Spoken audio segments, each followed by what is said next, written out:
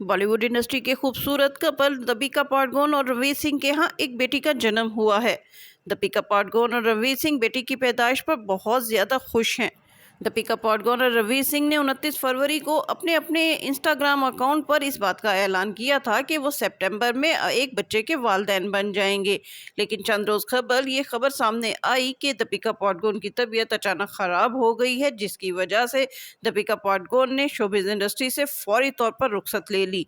जराये का कहना है कि दीपिका पादुकोण की रात अचानक तबीयत खराब हुई, जहां उन्हें इमरजेंसी तौर पर हॉस्पिटल ले जाया गया और वहां उन्होंने एक प्यारी सी बच्ची को जन्म दिया।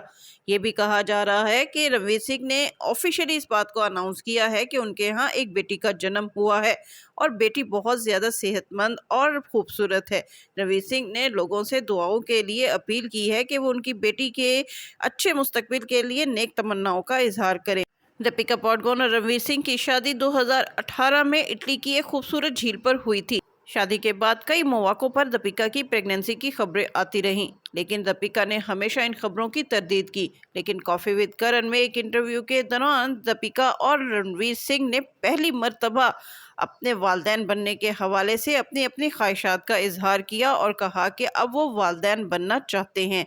फिर 29 फरवरी 2024 को दीपिका और रणवीर ने अपने अपने ऑफिशियल अकाउंट पर इस बात का पहली मर्तबा ऐलान किया कि वो दोनों वालिदैन बनने जा रहे हैं और सितंबर 2024 को उनके यहाँ एक बच्चे का जन्म होगा।